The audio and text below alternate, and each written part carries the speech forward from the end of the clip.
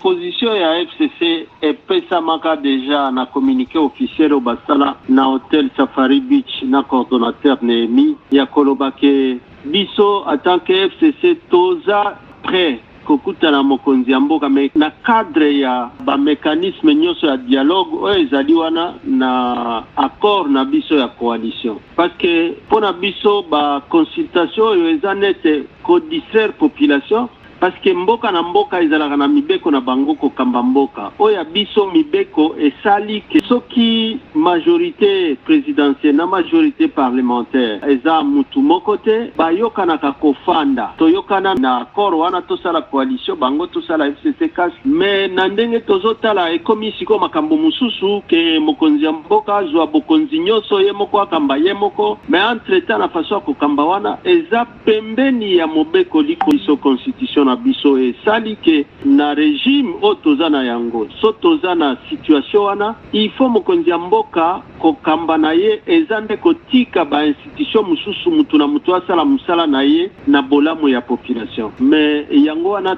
tokamwaki tozwa ba invitation toyoki ke ba invitation bakomotindela batu ya FCC comme si FCC eza na organisation te FCC eza na organisation oyo mokonzi eza nano na ba mécanisme wana eza mokonzi na biso rais Joseph Kabila Kabange o bakutanaka na mokonzi ya mboka akala nde nini ya kobandozwa mutu moko sake bango ndenge babandaki masolo ya accord wana bakutana nano voilà pourquoi pona biso position ezaka wana lisolo ya ba consultation wana eza organisé ata na loi moko te normalement consultation nationale eza biloko ya ba référendum ozo consulter population na question eza précis soki kasi mokonzi ya mboka lobi ndenge batu mingi bazosenga ke boyokani na cash na FCC zala lisusu te lokola bino bozoboya pe kokende bosala nini tokosala eloko te parce que omoni ke tokosala ndenge tolobaki na communiqué final ya FCC ba solution nyonso ekozwa nzela na kati ya constitution na biso parce que d'abord ba consultation wana biso tozoyeba te so aosala ngo na nzela nini eza référendum mutu azosala parce que na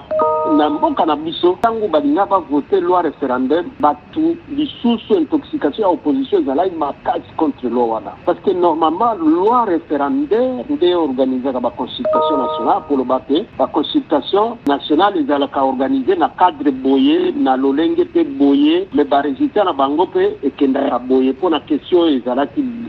mais awa eza on dirait ka kanda mokonzi ya mboka azwaki na likambo ezalaki ya ba prestation ya serment oyo FCC a telemelaki conformément à la constitution article 64 oyo ezoloba soki bomoni ke bokonzi moko baotambwisa yango na ndenge ya kovioler constitution il faut kotelemela yango il faut faire échec wana ka ya décidé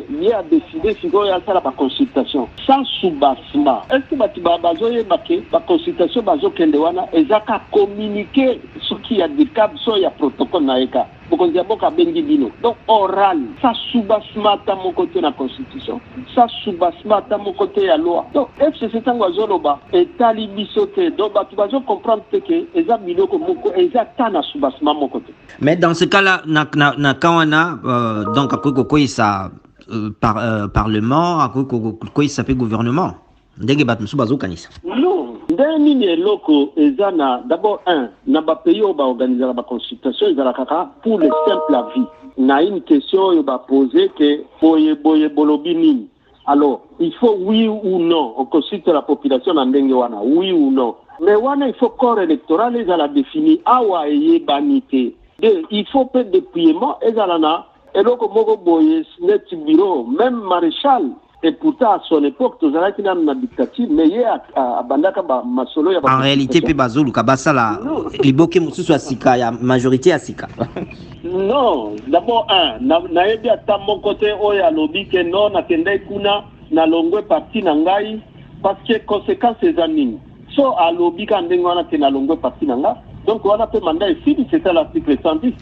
Mais bango bazoloba pe que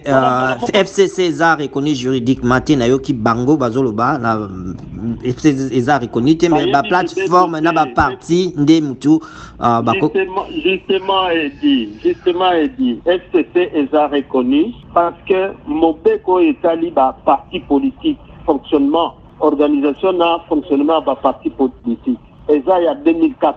mobeko wana elobi boye mpona bakaya baconjoncture politique oyo etali baconjoncture politique moko boye baregroupement ou bien baassociation mosusu oyo ekosalema bakosoumettre yango te na baexigence barigueur ya formalisme oyo nete ezalaka ya parti politique batie yango en dehors ya champ ya application ya loi wana. Donc bato oyo nyonso bazokosa ke non FCC aza na personnalité politique te non mobeko ya baparti politique alobi ke so boza association bosalaki po bozwa majorité na kati ya parlement oyo baparti politique esangani esala plateforme nango kozwa majorité parlementaire na kati ya parlement baza obligé bazala enregistré na ministère ya intérieur baza obligé bazala statut baza obligé basala bacongrès te une simple association. D'ailleurs mobeko wana alobi simple protocole d'accord et suffire po bosala bisanga wana